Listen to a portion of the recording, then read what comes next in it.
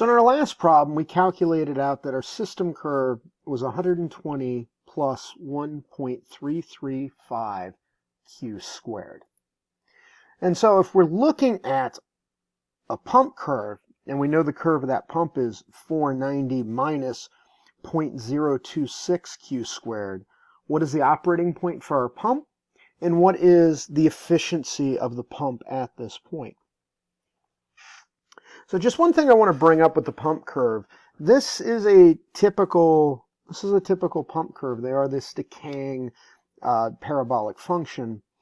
The 490, if that would be what amount of head is in there right at the shutoff when you slam the valve shut. Now, the more flow rate that you flow through the pump, obviously you're going to start tailing off the amount of pressure. And so now you can see that it's set up just like our system curve. So how do I figure out where these two will intersect and what that rating would be? Well, what we're going to do is we're going to equate these two equations together. And we're going to say that, okay, well, at the operating point is going to be where the head of the system is equivalent to the head of the pump. So it's pretty easy at that point. We're just going to take the head of the head of the pump curve. So 490 minus 0.26 q squared. That's the head of the pump. And then we're going to set that equal to the head of our system, because they have to be operating at the same point to work out. And so the head of our system, we just calculated that out as 120 plus 1.335 q squared. And so it's all equal sign, so we've got this is equal to this. So what do? I move my q over to the other side. I isolate it. I have two q's, and then I'll divide through. And actually, let's work that math out. So I'm going to move this q over to the other side. Once I put those together, what I will end up with is 1.595 q squared. And that's going to equal, I'm going to take this 120 and I'm going to move it over here, which will give me 370. And then I just divide through by the 1.595, which then gives me 231.97. And then I take the square root of both sides, and that will give me 15.23 thousand gallons per minute. Because remember, our units are in thousands of gallons per minute. So our flow rate is 15,230 GPM. So, whoa, that was kind of interesting.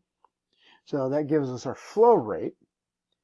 We can calculate out the amount of head that we need or is supplied. And I can go to either curve, because whether it's the head of the pump or the head of the system, my head rating is going to be my head has to be the exact same.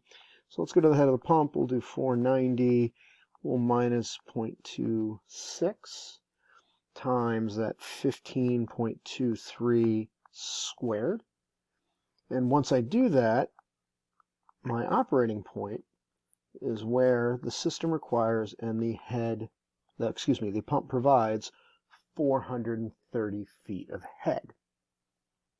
And so this is where those two curves cross. And in fact, I've got a picture here that shows it.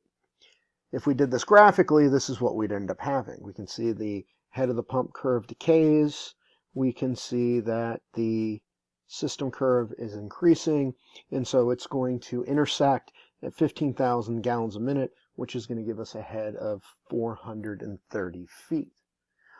Now, the initial problem asked us, we have given it the operating point, but it also wanted to know the efficiency of the pump.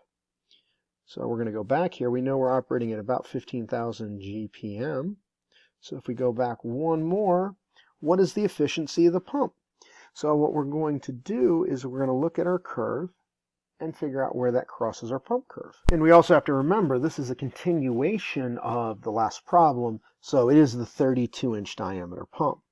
So what we're going to do is here's 12, 13, 14, probably 15,000 is just about here. Let's put it in a different color so we can see it a little bit better. Red will work. So 15,000 is probably about right there. And it looks like it crosses the 32-inch pump at that point. So if we look at our topographical lines, that is going to tell us that our efficiency for this pump at this point is going to be at 82%. And so that's how we would match the system curve to the pump curve.